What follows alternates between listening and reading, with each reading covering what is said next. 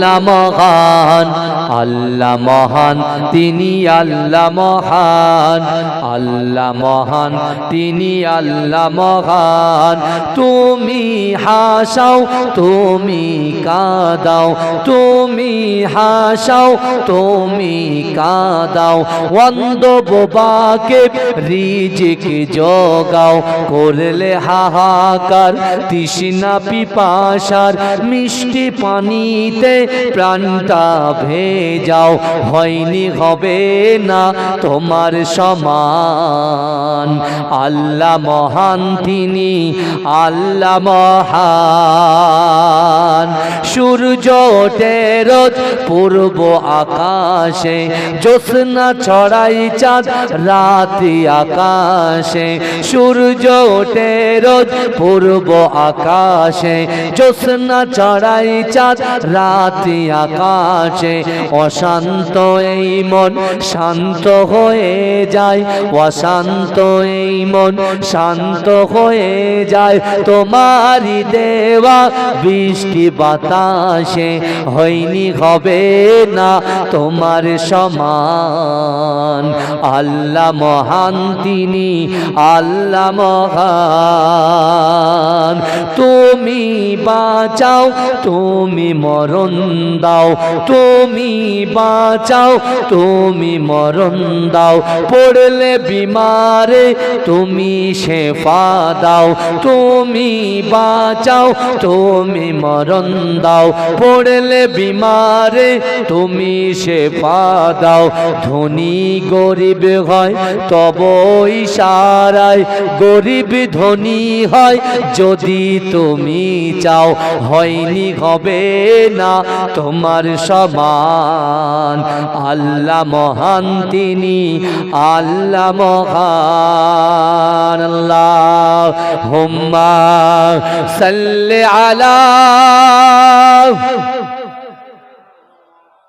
মুহাম্মাদুর রাসূলুল্লাহ সাল্লাল্লাহু আলাইহি ওয়াসাল্লাম আজ থেকে ১৫০০ বছর আগে সাহাবাদেরকে বলেছিলেন, হে আমার সাহাবারা, আমি রাসূলুল্লাহ তোমাদেরকে জানিয়ে দিলাম, ইজা মাতাল ইনসানু, যখন মানুষ মৃত্যুবরণ করে, ইনকাতা, মানুষের আমলের কর্মধারাটা বন্ধ হয়ে যায়, ইল্লা মিন সালাসাতিন, তিনটি আমল এমন আছে হে আমার সাহাবারা, মৃত্যুর আগে দুনিয়ার জমিনের উপরে আসমানের নিচে যদি আমার উম্মতিরা বেঁচে থাকাকালীন এই তিনটে আমল করে যায়, আমি রাসূলুল্লাহ ওয়াদা করলাম ওই তিনটে আমল প্রতিষ্ঠিত করার জন্য, প্রতিষ্ঠিত করে যারা কবরে চলে গিয়েছে আর ওই কবরের ভিতরে শুয়ে শুয়ে এই তিনটে আমলে সব আল্লাহ পাক অটোমেটিক তার কবরে পৌঁছে দেবে।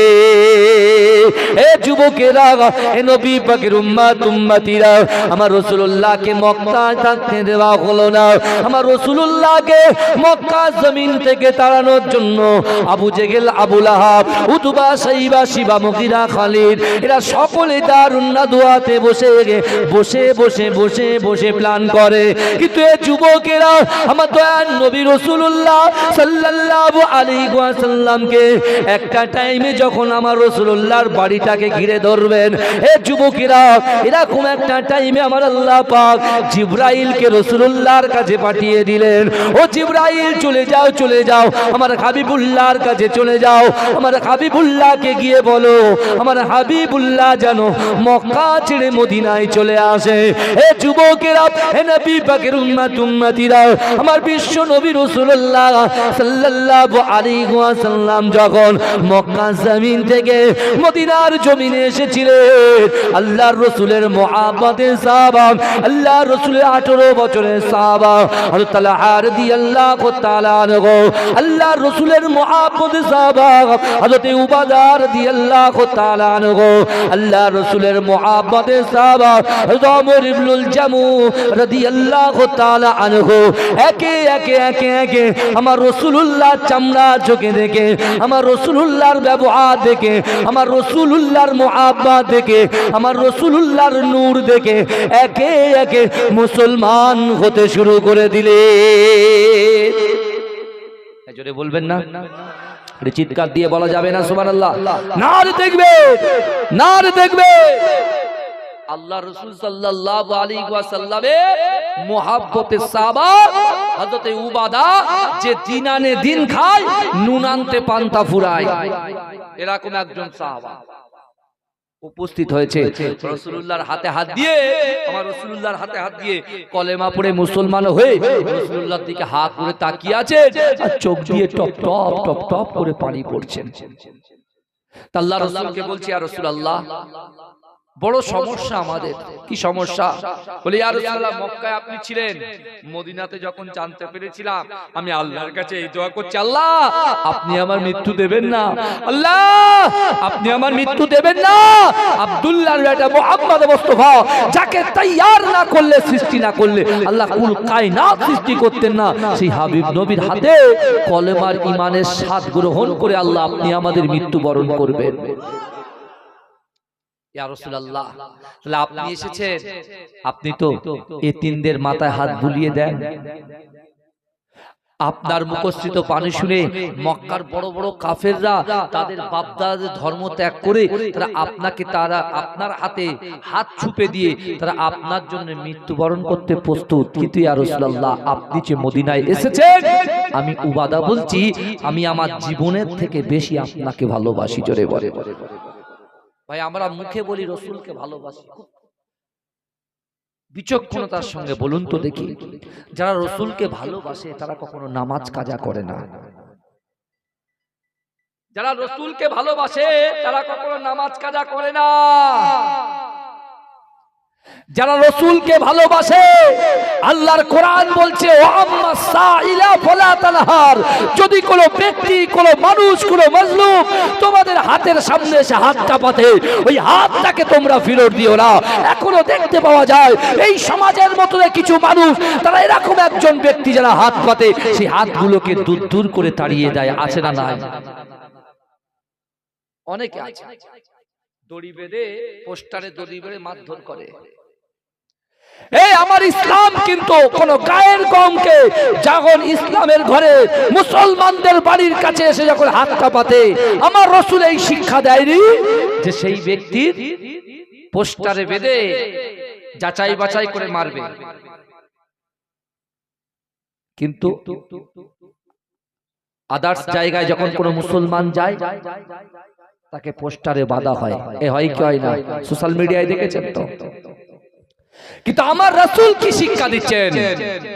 কারণ সারা পৃথিবীর জমিনে এক নম্বর ধর্ম হচ্ছে ইসলাম ধর্ম। জোরে বলে, আপনি কোন দিক দিয়ে দেখবেন?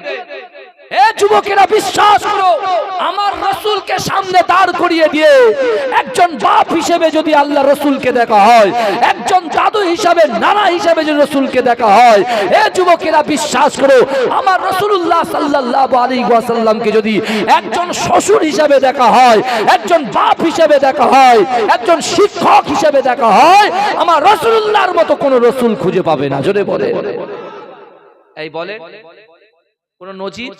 আমার রাসূলুল্লাহ আল্লাহর পরে, যখন আল্লাহ ছাড়া কেউ ছিল না, তারপরে আল্লাহ মহব্বত করে আমার রাসূলকে সৃষ্টি করলেন। জোরে বলে, এই জোরে বলবেন না?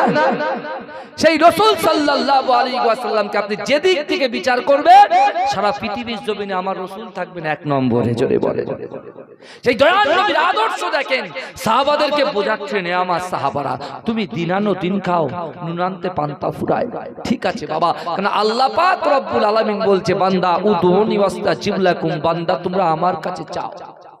বাবাজি, আপনি বলুন তো, সন্তানের সঙ্গে যখন মায়ের ঝগড়া হয়, যা সন্তানের সঙ্গে যখন বাপের ঝগড়া হয়, আপনারা বলেন তো দেখি, ঝগড়া যখন হয়, ঝগড়া হওয়ার সাথে সাথে মা কি বলে? কচি তুই আমার কাছে ক্ষমা চেয়ে যা। কথা বলে। বাপ কি বলে? তুই আমার কাছে ক্ষমা চেয়ে যা। কথাটা খুব গুরুত্ব দিয়ে শুনবেন। সন্তানের সঙ্গে ছেলের সঙ্গে মায়ের যখন ঝগড়া হয়, মায়ের সঙ্গে ছেলের সঙ্গে যখন বাপের ঝগড়া হয়, মা বাপ কি বলে যে তুই ঝগড়া করেছিস, আমার কাছে ক্ষমা চা, ক্ষমা করে দেবো? হ্যাঁ, ছেলে যখন ঝগড়া করে চলে যায়, নিরাশ হয়ে যায়, আল্লাহ বলছে বান্দা উদউনি ওয়াস্তাজিব লাকুম, তোরা আমার কাছে চা, লা তাকনাতু বির রাহমাতিল্লাহ, তোরা নিরাশ হোস না, আমার কাছে আয়।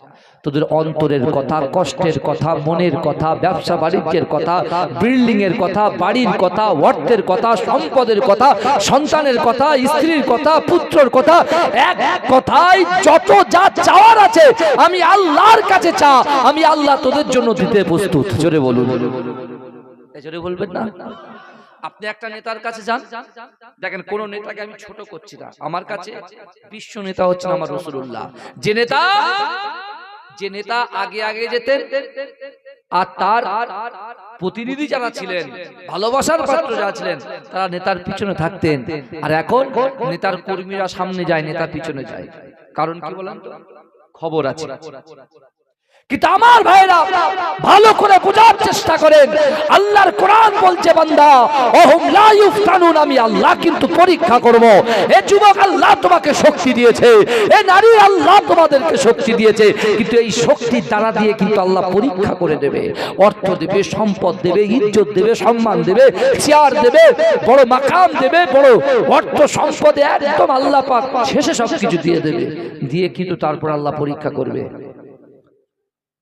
আল্লাহ সুস্থ সবল একজন যুবক করেছে, হাত খোঁড়া না, পা ল্যাংড়া না, জবান বোবা না, চোখ অন্ধ না, কান কালাও না। এবার আল্লাহ দেখবে যে আমি আল্লাহ এত নিয়ামতে, আপনি আমার পিছনে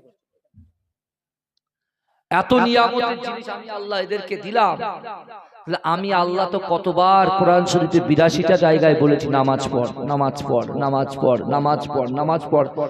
যে আল্লাহ আমি ওর ইজ্জত দিয়েছি, আমি ওর সম্মান দিয়েছি, আমি ওর সন্তান দিয়েছি, আমি ওর সুন্দর স্ত্রী দিয়েছি, সুন্দর সন্তান দিয়েছি, সুন্দর কন্যা সন্তান দিয়েছি, ওর ব্যবসা দিয়েছি, একটা বাড়ির সঙ্গে আর একটা বাড়ি করার ক্ষমতা দিয়েছি, কিছু জমিন খরিদ করার পয়সা দিয়েছি, সব কিছু আমি আল্লাহ দিয়েছি। তো এই আমার শুকরিয়া আদায় না করে মানুষের পিছনে ছোটে কেন? আল্লাহ তখন কি করে? ভেড়িতে লস খাইয়ে দেয়, দোকানে রুজি কমিয়ে দেয়, বাড়ির মধ্যে স্বামী স্ত্রী অশান্তি লেগে যায়, সন্তান আর আপনার গ্রিপের মধ্যে থাকে না, আউট অফ কন্ট্রোল হয়ে যায়। কারণ কি? কারণ হচ্ছে আপনি ঠিক শরিয়াতের মধ্যে আসতে পারেননি। শরিয়াত কাকে বলে? শরিয়াতে পর্দা, পর্দাকে আল্লাহ কি করেছে? ফরজ করেছে, ফরজ। আমার বিবি, আমার স্ত্রী আমার জন্য হালাল, অন্য লোকের জন্য হারাম। আমার স্ত্রী আমার জন্য হালাল আর অন্য লোকের জন্য হারাম। কিন্তু বর্তমান সিচুয়েশনে আপনি দেখুন তো, দেখি কি গোনাগুলো বাড়ছে, কোন দিকের গোনাটা বেশি বেশি বাড়ছে, ভালো করে বোঝেন।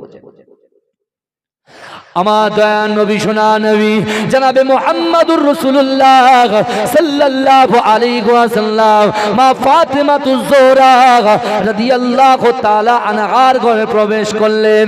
এ যুবকেরা, এ নবী পাকের উম্মত, উম্মতিরা, আমার দয়ার নবী তার উম্মতকে কত মহব্বত করেছে, আমার দয়ার নবী রাসূলুল্লাহ তার উম্মতকে কত ভালোবেসেছে।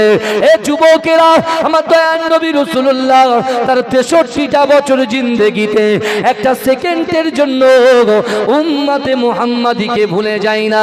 এ যুবকেরা, এ নবী পাকের উম্মত, উম্মতিরা, মা ফাতেমাতুজ জোহরা রাদিয়াল্লাহু তাআলা আনহা যখন ঘরের ভিতরে থাকতেন, আল্লাহ রাসূল যখন ইশার নামাজ শেষ করে ঘরের মধ্যে প্রবেশ করতেন, মা ফাতেমাতুজ জোহরা দেখতেন আমার দয়ার নবী রাসূলুল্লাহ সিজদায় পড়ে গিয়ে আমাদের মতো গুনাহগার উম্মত, উম্মতিদের জন্য অঝর নয়নে ক্রন্দন করছেন। এ যুবকেরা, মা ফাতেমাতুজ জোহরা তারপরে দেখতেন আমার রাসূলুল্লাহ ঘরের পাশে বসে কোরআন তেলাওয়াত করছেন। মা ফাতেমাতুজ জোহরা রাদিয়াল্লাহু তাআলা আনহা আল্লাহ রাসূলের কোরআন তেলাওয়াত দেখার জন্য, কোরআন তেলাওয়াত যখন করছেন, তিনি যখন দেখতে পান আল্লাহ রাসূলের পাশে বসে বসে মা ফাতেমাতুজ জোহরা কোরআন পড়তে আরম্ভ করে দেয়। এই জন্য বলেন, বাপ যা করবে সন্তান তাই করবে, কথা ঠিক না ভুল? আপনি দেখবেন, আপনি নামাজ পড়েন না, আগামীকাল মাগরিবের নামাজের পরে আপনি নামাজের পাটিটা নিয়ে নামাজ পড়বেন, আর আপনার বাড়ি যদি আপনার নাতি থাকে, আপনার ছোট বাচ্চা থাকে, দেখবেন ও এসে আপনার পাশে, আপনি যখন তাকবীরে তাহরিমা বাঁধবেন আল্লাহু আকবার, দেখবেন ও এসে বাঁধবে আল্লাহু আকবার। কি কথা ঠিক না ভুল বলেন? হয় কি হয় না? হয়। তাহলে আমরা যে কর্মটা এখন থেকে করব সেটা বাচ্চারা দেখে শিখবে। তা আল্লাহর রাসূল সাল্লাল্লাহু আলাইহি ওয়াসাল্লাম কি শিক্ষা মা ফাতেমাকে দিয়েছে দেখেন। আল্লাহর রাসূল কাঁদছেন উম্মতের জন্য, ফাতেমা সেটাও শুনছেন। কোরআন পড়ে আল্লাহর কাছে রাসূল দোয়া চাইছেন, সেটাও ফাতেমা দেখছে যে আমি ফাতেমার কথা বলে না, অন্যান্য মায়েদের কথা বলে না, কিন্তু বিশ্বনবী রাসূলুল্লাহ সাল্লাল্লাহু আলাইহি ওয়াসাল্লাম উম্মতের কথা বলছেন। তো একদিন হঠাৎ করে বিশ্বনবী রাসূলুল্লাহ ফাতেমার সঙ্গে আলীর বিবাহ দেবে, ঘরের মধ্যে প্রবেশ করলেন, করে মা ফাতেমার কাছে ডেকে বলছেন, মা আমি একটা কথা বলতে চাই তোমাকে। বলে আব্বু কি? বলছে মা তোমার সঙ্গে আমি আমার আলীর বিবাহ দেব। জোরে বলুন না সুবহানাল্লাহ। এই রাসূল সাল্লাল্লাহু আলাইহি ওয়াসাল্লামের মতো বাদশা মদিনার জমিনে কেউ ছিল না, বুঝতে পেরেছেন? কিন্তু আমার রাসূলুল্লাহর গায়ে যে কাপড়টা থাকতো 70 থেকে 80টা তাবলি মারা থাকতো, বুঝতে পারছেন? কি নবী! এই আমার রাসূল যদি পাথরকে ইশারা করে বলতো তুই সোনা হয়ে যা, আমার আল্লাহ সোনা বানিয়ে দিতেন। আমার রাসূল যে সার্ভিসটা পাওয়ার ইচ্ছা থাকতো, আল্লাহকে মুখ দিয়ে খসানোর সাথে সাথে আল্লাহ করে দিত, কিন্তু রাসূল কখনো উম্মতের জন্য করতেন না। বাপ আদম থেকে নিয়ে হযরত ঈসা আলাইহিস সালাতু ওয়াস সালাম পর্যন্ত যত পয়গম্বর এসেছে, প্রত্যেকটা পয়গম্বরদের জন্য আল্লাহ একটা করে স্পেশাল দোয়া দিয়েছিলেন। সকল নবী পয়গম্বররা তাদের জিন্দেগি জীবনে তাদের উম্মতের সামনে সেই দোয়াটা আল্লাহর কাছে চেয়ে নিয়েছিলেন, কিন্তু আমার রাসূল সাল্লাল্লাহু আলাইহি ওয়াসাল্লাম কোটি কোটি হাজারো কষ্টের মাঝখানে সেই দোয়াটাকে তুলে রেখেছেন। কারণ আল্লাহকে বলছে, আল্লাহ কাল ইয়ামুত তানাদের দিনেতে মুহাম্মদ মহাময়দানে হাসরের মাঠে আমি রাসূলুল্লাহ আমার উম্মতের জন্য ঠিক দোয়াটা চেয়ে নেব। জোরে বলেন, জোরে বলবেন না। সেই নবী তার কন্যা ফাতেমাকে বলছে, ফাতেমা আমি তোমার আব্বু বলছি আমার আলীর সঙ্গে তোমার বিবাহ দেব। রাসূলুল্লাহ কখনোই ভাবেনি তার ফাতেমা কোনো প্রশ্ন করতে পারে, সওয়াল করতে পারে, কোশ্চেন করতে পারে। বুঝতে পারছেন আমার কথা? তো রাসূলুল্লাহ সাল্লাল্লাহু আলাইহি ওয়াসাল্লাম মা ফাতেমাতুজ জোহরাকে কাছে ডেকে এনে, মা ফাতেমাতুজ জোহরা রাসূলুল্লাহর ঠিক এই থায়ে মাথা দিয়ে আছেন। রাসূলুল্লাহ কপালটা আস্তে আস্তে আস্তে আস্তে, সন্তান তো আস্তে আস্তে আস্তে আস্তে নাম বুলিয়ে দিচ্ছেন, আর বলছে ফাতেমা তুমি আলীর সঙ্গে বিবাহতে রাজি তো? মা ফাতেমার চোখ দিয়ে পানি পড়ছে আর বলছে, আব্বু আমার মোহর কত হবে, আমার দেনমোহরটা কত হবে? কারণ আমরা জানি বিবাহ সম্পন্ন করতে গেলে ইজাব আর কবুল আর মোহর শর্ত, তাই না? ইজাব কবুল ছাড়া জীবনে বিয়ে হয় না, কিন্তু ইজাব কবুলের সাথে কিন্তু মোহর একটা শর্ত। দেখবেন যখন মাইয়েত হয়ে যায়, যখন কেউ মারা যায়, তার স্ত্রীকে কিছু দুটো চারজন বউ আর কি চাচি চাচিমারা এনে যখন নখটা খুলে বা এ করে, তখন স্বামীকে বলে যাও তোমার মোহর আমি মাফ করে দিলাম। দেনমোহর কিন্তু এরকম ভাবে আপনি দেবেন কেন? ক্যাশে ক্যাশে, হ্যান্ড টু হ্যান্ড দিতে হবে, হ্যান্ড টু হ্যান্ড। বুঝতে পেরেছেন? টাকা আমি বিয়ে করব, 10,000 টাকা মোহর আমার বউয়ের হাতে ডাইরেক্ট আমি দিয়ে দেবো। কবে কোন সময় মারা যাবো ও বলে দেবো, জোর যদি নাও বলে যে না, কোনো একদিন যদি তার বান্ধবীর সঙ্গে গল্প করে যে বিয়ে করলাম, এত বড় লোকের ছেলে এত কুঞ্জুস যে 10,000 টাকা দিয়ে একটা বাউটি করব, আমি আপনার কন্যাশ্রীর টাকা রেখে দিয়েছি, সেই টাকা দিয়ে আর আমার বর কিছু দেবে, তাহলে একটা ভালো জিনিস হয়ে যেত। কিন্তু ওর বান্ধবীর সঙ্গে যে গল্পটা করছে, ও কি কার সঙ্গে গল্প করছে, কার বদনাম করছে? স্বামীর বদনাম করছে। তা আপনি বদনামী হবেন কেন? আগে আপনি দিয়ে দেন আপনার কাজটা। বুঝতে পারছেন না? এটাকে বিশ্বাস করে আল্লাহর রাসূল সাল্লাল্লাহু আলাইহি ওয়াসাল্লাম মদিনার মসজিদে নববী শরীফে সাহাবাদেরকে শিক্ষা দিচ্ছেন, ইয়া আমার সাহাবারা শোনো, যে আল্লাহর রাস্তায় যাকাত দেবে আল্লাহ পাক তার সম্পদের হেফাজত করবে। জোরে বলুন, ভালো করে বুঝবেন। আল্লাহ, এটা বন্ধ কর না বাবা, যে মালের যাকাত দেবে আল্লাহ তার সম্পদকে কি দেবে? নিরাপত্তা দেবে।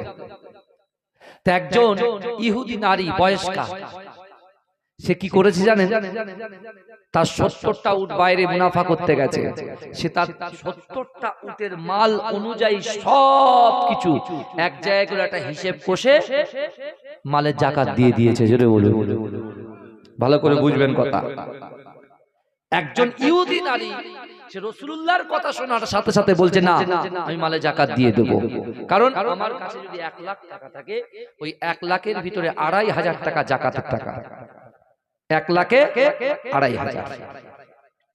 আমার ভাই জানেরা ভালো করে বোঝে, হাদিসের মধ্যে এসেছে ওই ইহুদি নারীটা, বয়স্কা নারীটা তার ফ্রেন্ড, তার বন্ধুদের কাছে গিয়ে বলছে যে আমি কিন্তু মুহাম্মদ মুস্তাফা সাল্লাল্লাহু আলাইহি ওয়াসাল্লামের কথাকে বিশ্বাস করি, কারণ তিনি বলেছে যে মালের যাকাত দেবে আল্লাহ তার মালের নিরাপত্তা দেবে। অর্থাৎ আমি সেই রাসূলুল্লাহর কথা শোনার সাথে সাথে আমি আমার 70টা উট বোঝাই করা মাল সব এক জায়গায় হিসেব কষে আমি যাকাত দিয়ে দিয়েছি। অর্থাৎ যদি আমার মালের কোনো ক্ষতি হয় আমি আব্দুল্লাহর বেটা মুহাম্মদ মুস্তাফাকে ছাড়বো না, আমি তার কাছ থেকে আদায় করব। কিছুদিন যাবার পরে হঠাৎ করে খবর আসছে যে মদিনা শরীফ থেকে যাদের মাল যাকাতে, যাদের মাল বাইরে ক্রয় বিক্রয় করতে গেছিল সব লুণ্ঠন হয়ে গেছে, ডাকাতি হয়ে গেছে। তা সবাই কান্নার রোল পড়ে গেছে। এ যুবকেরা বিশ্বাস করো, একজন ইহুদি আমার রাসূলকে কত বিশ্বাস করেছে, আর আমরা তো পড়েছি লা ইলাহা ইল্লাল্লাহ মুহাম্মাদুর রাসূলুল্লাহ। আমরা যদি রাসূলুল্লাহর কথা অনুযায়ী চলতে পারি, বিশ্বাস করেন জিন্দেগি জীবনে কোন নেতার ক্ষমতা হবে না, কোন রাষ্ট্রপ্রধানের ক্ষমতা হবে না মুসলমানদের দিকে একবার চোখ তুলে তাকা। কথা ঠিক না ভুল?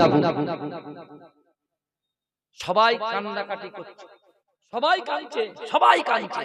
কি হবে? হায় হায় রব পড়ে গেছে, যার কি হবে? আমাদের ব্যবসা বাণিজ্যের মাল সব শেষ, মুনাফার টাকা সব শেষ। আমার ভাই জানেরা, এ নবী পাকের উম্মত উম্মতিরা, এ নবীর দেবানারা, ওই ইহুদি নারীর কাছে কিছু লোক গিয়ে বলছে শোনেন শোনেন, যে বাণিজ্যের জন্য ব্যবসার জন্য আপনার 70টা উট বোঝাই করা মাল নিয়ে সর্বপ্রথমে গেছে, তাহলে আপনি কেন টেনশন করছেন না? আপনি কেন চিন্তা করছেন না?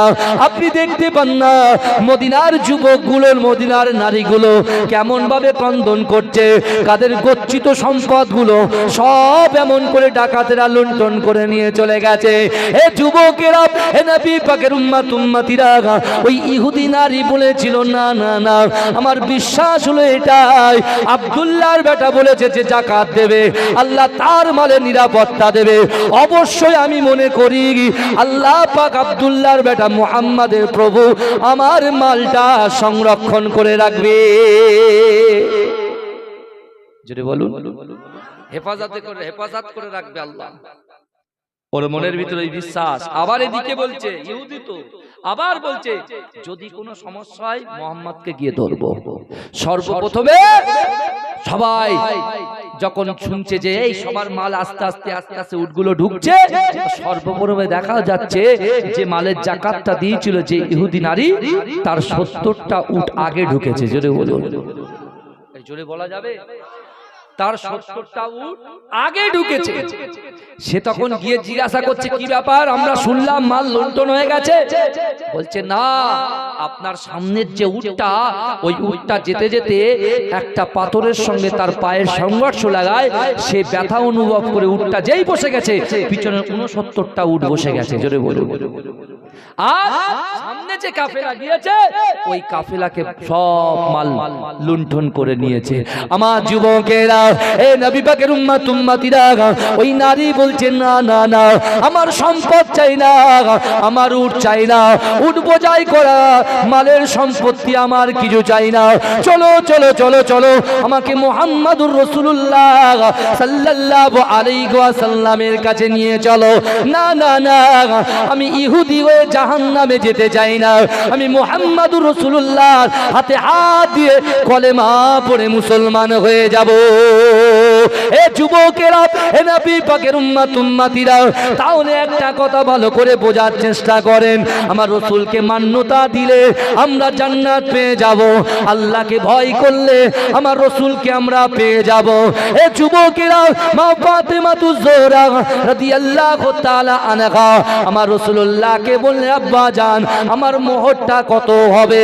এ যুবকেরা, আল্লাহ রাসূল সাল্লাল্লাহু আলাইহি ওয়াসাল্লাম এই মোহরের কথা শুনে আমার দয়ার নবী ঝরঝর করে কাঁদতে লেগেছে যে না না না, আমি কখনোর জন্য ভাবি নাই আমার কন্যা ফাতেমাতুজ জোহরা আমার কাছে মোহরের কথা বলবে,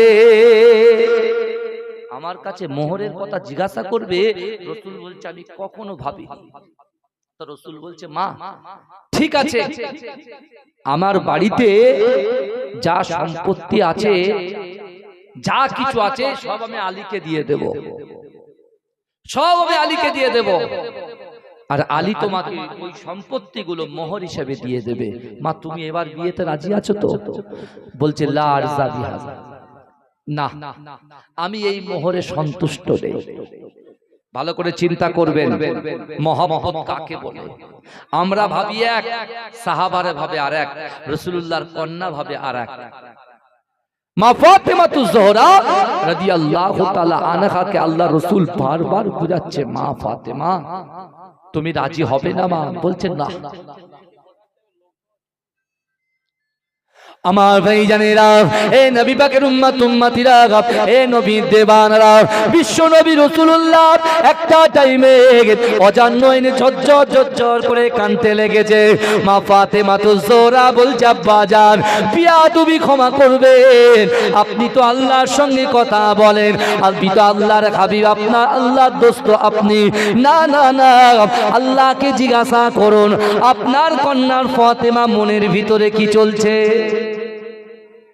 আল্লাহর সঙ্গে কথা বলেন, মুসা আলাইহিস সালামের সঙ্গে কথা বলেছে, তা আপনি জিজ্ঞেস করুন আল্লাহ রাসূল কেঁদে যাচ্ছেন। আমার ভাইজানেরা, এ নবী পাকের উম্মত উম্মতিরা, এ নবী দেবানরা, বিশ্ব নবী রাসূলুল্লাহ সাল্লাল্লাহু আলাইহি ওয়াসাল্লামের চোখের পানি আমার আল্লাহ সহ্য করতে পারলেন না। এ যুবকেরা, এ নবী পাকের উম্মত উম্মতিরা, ওই সময় আমার আল্লাহ পাক রব্বুল আলামিন জিবরাইলকে দয়ার নবীর কাছে পাঠিয়ে দিয়ে বললেন, এ জিবরাইল চলে যাও চলে যাও, আমার হাবিবুল্লাহকে গিয়ে বলো আমার হাবিবুল্লাহ কন্যা ফাতেমাতুজ জোহরা রাদিয়াল্লাহু তাআলা আনহাকে সারা পৃথিবীটা যদি মোহর হিসেবে দেওয়া হয় তাও কিন্তু এই মোহরে সে রাজি হবে না। আল্লাহ রাসূল বলছে, জিবরাইল তাহলে কি হবে?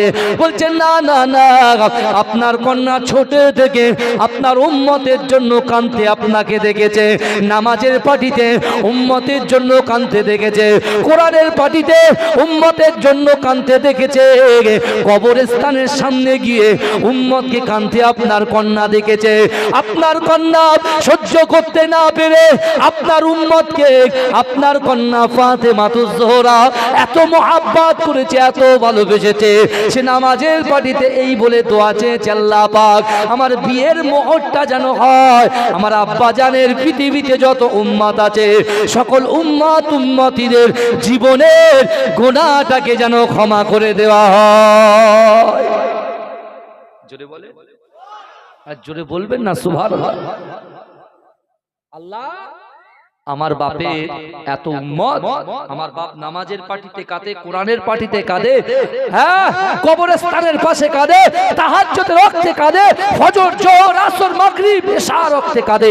আল্লাহ আমি তার কন্যা কিছুই তো করতে পারি না, কিন্তু আমার বাপের যত উম্মত আছে যেন তাদের গুনাহ মাফ হয়ে যায়। জোরে বলে আমার ভাইজানেরা, এ নবী পাকের উম্মত উম্মতিরা, আল্লাহ পাক মা ফাতেমাতুজ জোহরাকে কত উচ্চ মাকাম দিয়েছে দেখেন, আল্লাহর রাসূলকে কত ভালোবেসেছে দেখেন। এ যুবকেরা, এই পৃথিবী যেদিকে আপনি তাকান সব দিকে সুন্দর সুন্দর সবুজ শ্যামল শ্যামলা সবুজে সবুজে ভরা পৃথিবীকে আমরা উপলক্ষণ করি, কিন্তু এ যুবকেরা, এ নবী পাকের উম্মত উম্মতিরা, আমার দয়াল নবীকে যদি আল্লাহ সৃষ্টি না করত এই পৃথিবী কিছুই আল্লাহ রসুল্লাহ সৃষ্টি করতেন না। কিন্তু এই যুবকেরা, এই নবী পাকের উম্মত উম্মতিরা, মা ফাতেমাতুজ জোহরা রাদিয়াল্লাহু তাআলা আনহা আল্লাহর কাছে যে আবদারটা করেছিলেন, আমার আল্লাহ পাক রাসূলুল্লাহকে কাঁদতে দেখে আমার আল্লাহ জিবরাইলকে আবার বলেছে, জিবরাইল চলে যাও, চলে যাও, আলীর সঙ্গে আমার ফাতেমাতুজ জোহরার বিবাহটা দিয়ে দিতে বলো। যাও যাও যাও, ফাতেমার রাজি হয়ে যেতে বলো। আমি আমার ফাতেমার জন্য পৃথিবীর জমিনে রাসূলুল্লাহ যত উম্মত আছে সকলের গুনাহটা আমি আল্লাহ ক্ষমা করে দিলাম।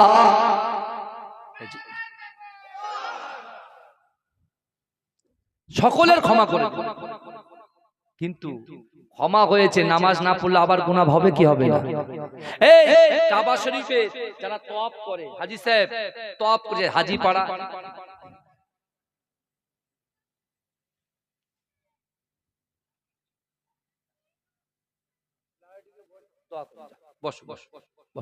দরুদ শরীফ পড়েন, আল্লাহুম্মা মহব্বতে জোরে সামনের দিকে আসেন দিন বাপ, সামনের দিকে চেপে আসেন আমার সোনার ভাইরা।